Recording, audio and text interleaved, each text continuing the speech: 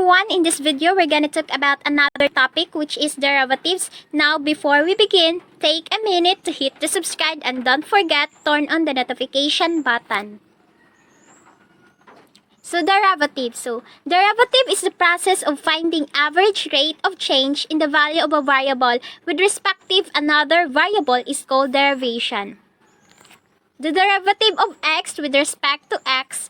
So the derivative of a function of a variable x is a measure of the rate at which the value y of the function changes with respect to the change of variable x. It is called the derivative of f with respect to x. So we have rules of derivative. So power rule, the product rule, and the quotient rule. So power rule.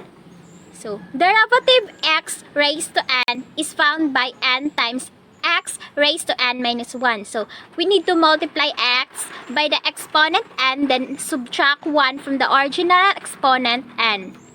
So, example, if f of x is x raised to 5, find f of x. So, our x is 5, then we multiply x raised to 5 minus 1. So, 5 times x raised to 5 minus 1. So, 5 minus 1 is x raised to 4. So, our derivative is 5x raised to 4. So, example number 2.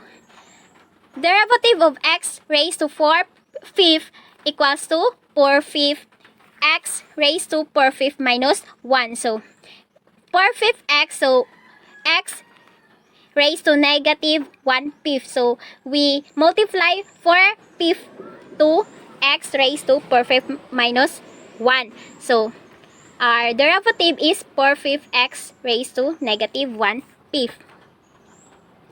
So, example number 3, derivative of x raised to 3. So, the derivative of x3 is 3. So, we multiply 3 by the x raised to 3 minus 1. So, our derivative is 3x to raised of the power of 2.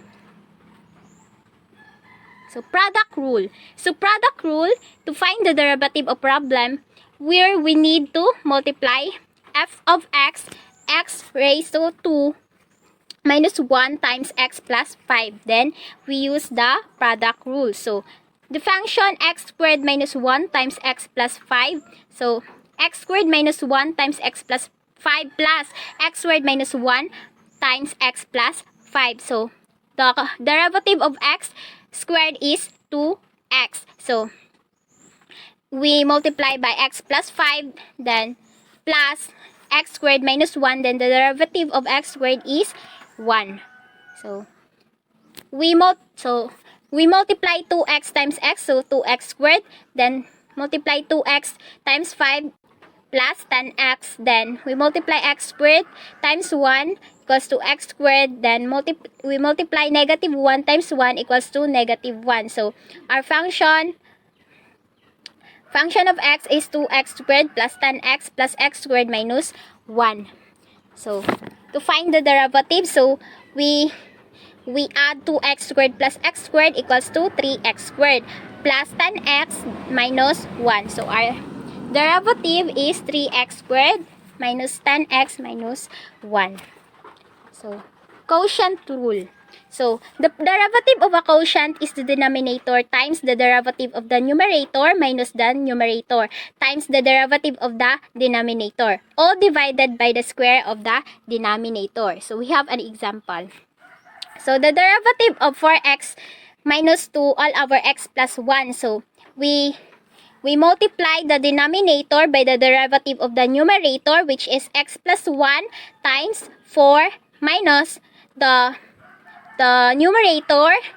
We multiply by the derivative of the denominator, which is 4x minus 2 times 1 all over x plus 1. So, we multiply x times 4 equals to 4x. 1 times 4 equals to 4. That's why it becomes 4x plus 4 minus 4x times 1 equals to 4x. Negative 2 times 1 equals to negative 2. So, it becomes 4x minus 2 all over x plus 1. So, next, to find the derivative, so we copy negative 4x plus 4x, then subtract 4, then subtract negative 4 minus negative 2, so it becomes positive 6. So all over x plus 1. So our derivative is negative 4x plus 4x plus 6 all over x plus 1. So that's all for this lesson. So